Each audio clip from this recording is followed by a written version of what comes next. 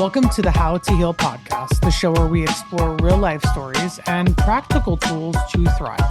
I'm your host, Lindsay Tremarky Richter, and through over a 15-year journey of all things healing, I'm here to hook it up. If you're feeling overwhelmed, looking for a deeper connection, or straight up in a psycho-spiritual crisis, I got you covered. Let's unearth your unique elixir to purpose, peace, and progress. Here we go. What's up? Some days it's just easier to record. Sometimes I feel just more in the mood. And then I don't. And then I'll tell you, even when I go to classes, like fitness classes, yoga classes, whatever, in that state, I sometimes have a good class and better than I thought. And then sometimes I just, don't have a great class either. But I guess this concept is going into really what we're talking about today in spiritual energetics. And today we're really going to talk about duality. I started talking about this at the end of the last episode, and I talk about the fear of just the darkest parts of the psyche and not knowing and trying to control. And what we're talking about today is truly just the paradox of this existence that we're in. I want to just provide a little bit of history around religion and sort of what was initially known as the Great Mother. Because a long time ago in areas like Egypt and India, the feminine archetype was the Great Mother. It was based around everything that we did, everything that we knew, everything that we believed in was the essence of the feminine, the creation, the creative.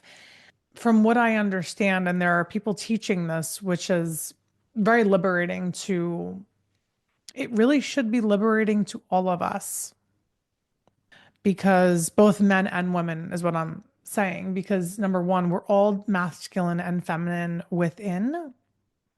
We have to learn to embrace the fact that there are parts of us that are masculine and parts of us that are feminine. And that's a beautiful thing. What my point is in saying this is we are going through a rebirth right now. There has been a lot of oppression proceeding.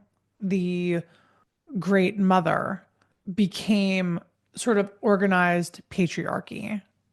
And from what I understand, this is due to taking land, buying land, owning land, colonization. And I don't want to get into the colonization part. What I want to get into the part is of what was the deep fear around why this happened? And the deep fear around why this happened was control. When you're embodying the feminine, there is a lot of mystery. And I think at the core, as humans in this existence, when I talk about the fear, that is scary. Not having control is scary. And what happened? We started this linear process of thinking and acting and doing and making happen and foraging and just colonizing and being to create a sense of control and connection to this forced connection to the earth and manipulating the actual earth and nature to serve us, when in reality it serves us naturally in rhythms and in cycles. And the fear was not okay with that. And when we look at that history, it gives us some insight as to why the witches were burned and why women are noted as crazy and why women were rewritten in history and written off in religion.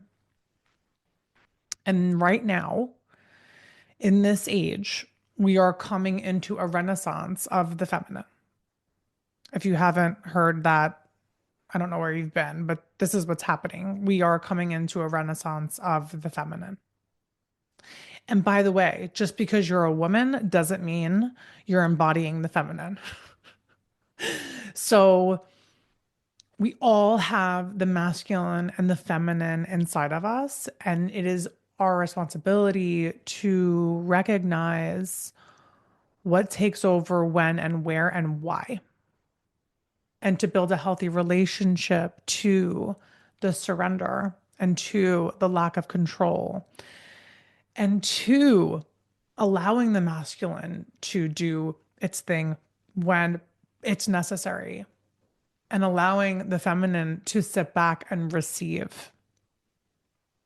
I think what happens, I talk about this in the last episode with the darkest levels of the psyche and what you're willing to shed light on and what you're not willing to shed light on.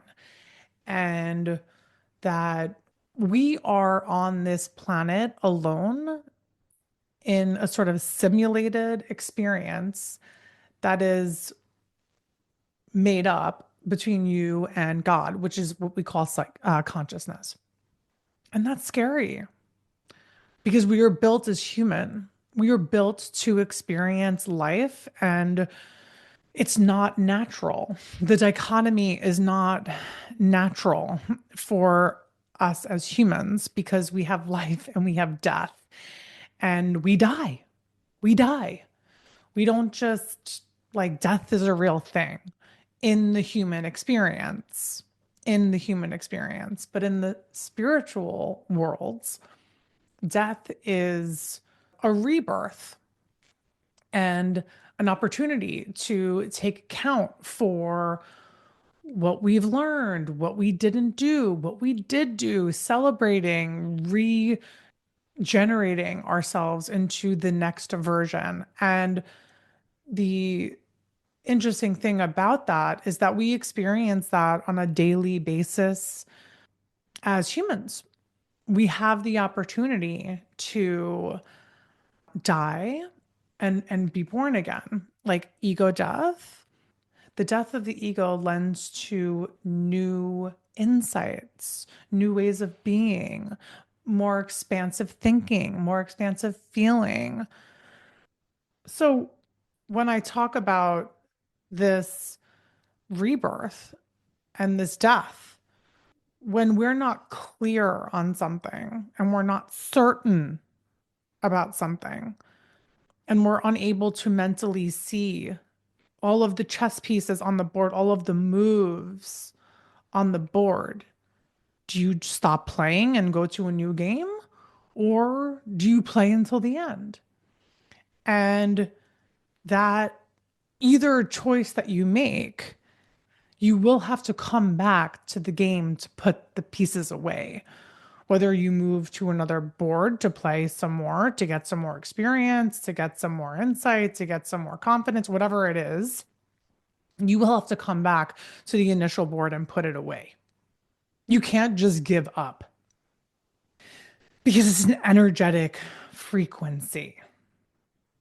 When we talk about spirituality, it can be really daunting. I remember sitting at in Vermont with my mom at a bar at the Equinox Spa in Manchester. I think I mentioned this in a previous episode. I had an amazing massage there. I was talking to her about all this stuff and she was like not saying anything. And I said, "What are you thinking?" And she said, "It's scary." Like what you're talking about is scary. And yes, it is. It's totally scary. It's like staring into space and like trying to fathom the limitlessness of it all. And we just have to be okay with not controlling that. We have to be okay with experiencing the limitlessness of our existence. in a way that we cannot touch, see, smell, like in a way only that we can feel. I like also just you can touch, see, smell, and when you are in touch with your senses, with your psychic senses, you may touch, see, you may see, taste, smell, feel, know things through those channels. So I don't want to go too literal on that, but I just want to point that out that also exists. But the idea of spirituality can feel so limitless that it becomes like like concave, like just like something is like laying on your chest that you can't breathe. It's like overwhelming. And I think a lot of urges is just to like, yeah, I'm not going to go there. I'm just going to live my life. It's too much. People are not talking about this on a daily basis at work, in my family, et cetera, et cetera. So I'm just going to ignore the dark side of the coin. And I think once you flip that coin over once, it will continue to flip over. You will continue to see it. You can't just push away what you've already seen. And the more we push away the things that we may have had glimpses of or feelings about, the more the fear starts to stir in the deepest parts of our psyche because it's getting darker and darker and darker. And we're just not going down with the flashlight to be like, yo, is everything okay in here? Do we need to clean up a little bit? It's a very delicate dance to come into the conversation and the being in and the being okay with and the being vulnerable for the levels of spirituality that we are coming into. The upsurgence of AI and technology is also really playing into this fear. It's feeding off of it. So when we're not shining the light, when we're not being honest, when we're not addressing the physical, mental, emotional parts of our life that need tending to and combing out, we've been talking about this segment, is just we let that fear build up. We let that dust build up in the dark. And what ends up happening is when that dust builds up in the dark, when you shine the light on it, is a fucking monster. So, but you have to understand that it's all just a construct of everything that you've shoved down, all the ways that you've been scared to feel, all the ways that you've been scared to be, all the ways that we've been taught not to feel, not to be, ways that we've been taught to be. Blue is for boys, pink is for girls. Those linear thoughts of religion and order and rules, like those served a purpose, but we are now at a point in existence when we have to deconstruct those rules and examine them in a way that is truthful for our own heart, our own feeling, our own existence. It's not so easy to just step into that. It's not so easy to just be like, okay, I'm ready to be spiritual. Let's open the doors. Let's open the floodgates. You don't want to do that. You'll go insane. Um, but I guess there are just little things you can do. And I think the number one thing that has brought me closer to the higher levels of spirituality and not the lower levels of fear within that realm are prayer.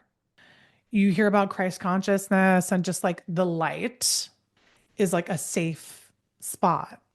The light, also known as love and acceptance and coming back home and cleanliness and rejuvenation and, holiness. That is, you have to kind of give it the benefit of the doubt and just say, I don't know, I don't have control, but I'm going to believe that this lightness exists because the darkness fucking exists. So the dichotomy exists. So it has to exist.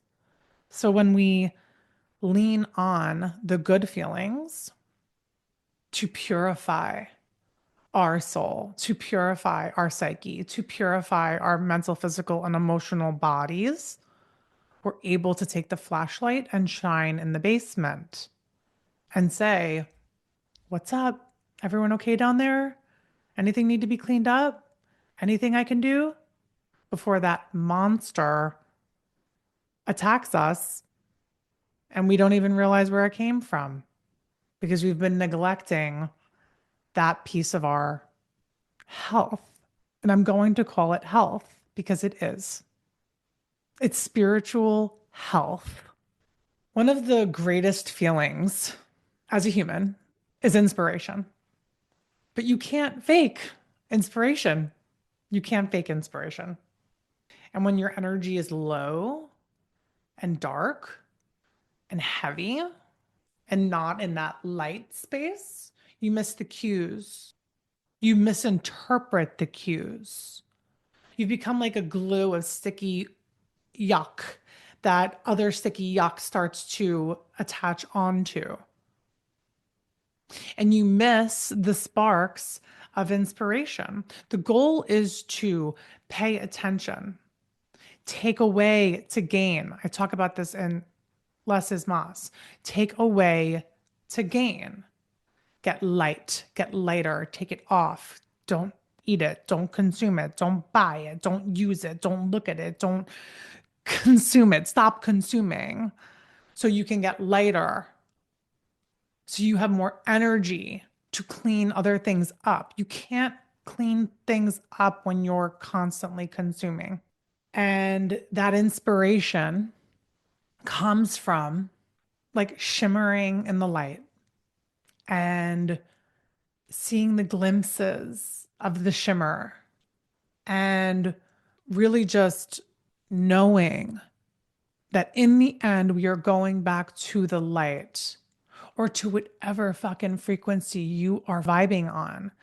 We're not escaping the chessboard, but we have to give ourselves the benefit of the doubt that we will get back to the old chessboard to clean up the pieces eventually.